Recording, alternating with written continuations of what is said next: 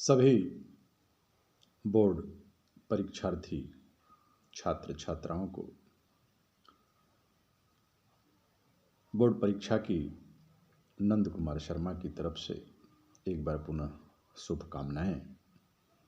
आज पुनः आप सभी के बीच एक नए टॉपिक के साथ, एक नए वीडियो के साथ आप बोर्ड परीक्षा में कैसे अपने अंकों को बेहतर करें, अपने प्रतिशत को कैसे बढ़ाएं, उसी कड़ी में ये तीसरा वीडियो आपके लिए मैंने आज बनाया है। पहले वीडियो में हम लोगों ने कुछ बातों पर चर्चा किया, दूसरे वीडियो में कुछ अन्य बातों पर भी हम लोगों ने चर्चा किया। आज के वीडियो में हम लोग कैसे अपने आप को केंद्रित करेंगे, कैसे धैर्य रखेंगे, घबराहट को दूर करेंगे, कैसे हम इन सभी परीक्षाओं को बेहतर और सकुशल ढंग से संपादित करने में अपने को सफल बनाएंगे, उसी पर आज का ये वीडियो है। सभी छात्र छात्राओं से आग्रह है कि आप जब भी किसी विषय को पढ़ें, यदि उस विषय को पढ़ने में आपको थकान महसूस हो रही हो, आपको लग रहा हो कि अब थोड़े आराम की ज़रूरत है, तो आप एक कहानी की पुस्तक उठाइए और कोई एक कहानी अच्छे से पढ़िए, तो आपका जो दिमाग है वह स्थिर हो जाएगा, जो भारीपन है वह समाप्त हो जाएगा। क्योंकि मस्तिष्क की ये संरचना है कि जैसे ही आप विषय बदलते हैं उसे आराम मिल जाता है। और बोर्ड की परीक्षा में आपके लिए एक एक पल, एक एक मिनट बड़ा ही महत्वपूर्ण और उपयोगी होता है, क्योंकि आपके जीवन में ये परीक्षा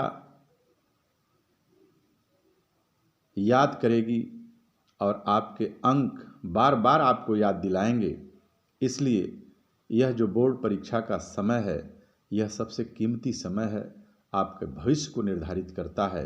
कई प्रतियोगी परीक्षाओं में जिन्हें अंकों के आधार पर सेलेक्ट किया जाता है, अगर आपके अंक और प्रतिशत कम हो गए तो कई प्रतियोगी परीक्षाओं से आप वंचित हो सकते हैं। इसलिए आप सभी को सुझाव है कि आप बोर्ड परीक्षा के जितने भी परीक्षार्थी हैं वो सभी इसे ध्यान से देखें, समझें और आत्मसात करें। कहानी कोई भी हो जिसे आप अच्छा समझते हो, जो आपको मोटिवेशन दे, नैतिकता की कहानियाँ, हमारे समाज सुधारक व्यक्तित्व से परिपूर्ण व्यक्तियों की कहानियाँ जिन्हें आप पसंद करते हो, एक कहानी की पुस्तक हमेशा पढ़ने के साथ, विषयों के पढ़ने के साथ आप हमेशा रखें। इसलिए कि जब मन आपका बोझिल होने लगे, जब थकान होने लगे, तो एक बार उस विषय पर अपनी नज़र डालिए, उस कहानी की पुस्तक को उठाइए और एक शीर्षक आप पढ़िए। देखिए, ऐसा करने से आपके विषय का जो बोझ है, जो आपका मस्तिष्क थकान अनुभव कर रहा था, वह धीरे धीरे रिलैक्स हो जाएगा और वह भी आराम कर लेगा। विषय का परिवर्तन ही मस्तिष्क का आराम है और मस्तिष्क को एक टॉनिक का काम करता है। और आप जिस विषय को पढ़ रहे हैं उसका चिंतन करिए।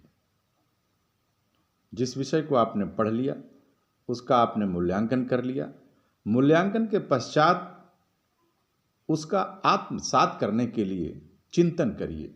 आप आंखें बंद कर लीजिए और जिन प्रश्नों को आपको हल करने में थोड़ी सी कठिनाई महसूस हुई हो, उन प्रश्नों को अपने मस्तिष्क में वैसे ही रिवीजन करिए। देखिए, 1-2 बार करने के पश्चात वह आपके मस्तिष्क में आत्मसात हो जाएगी, वह आपके मस्तिष्क में बैठ जाएगी और उसे कलमबद्ध कर लें। जो चीज़ आपके मस्तिष्क में है उसे लिखने के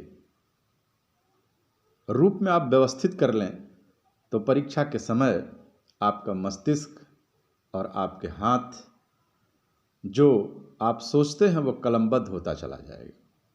इसीलिए कहते हैं कि पढ़ने से ज़्यादा महत्वपूर्ण है लिखना, चिंतन करना।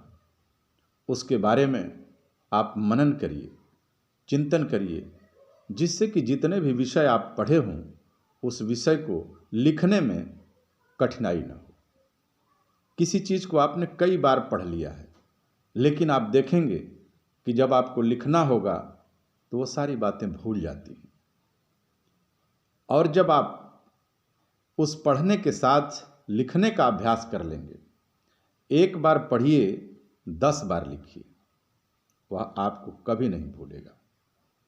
और जैसे ही आप उस प्रकरण पे, उस विषय वस्तु पे, उस प्रश्न पे पहुँचेंगे, कलम अपने आप चलती जाएगी और मस्तिष्क वह संकेत, वह विषय वस्तु अपने आप देता चला जाएगा और आप लिखते चले जाएंगे।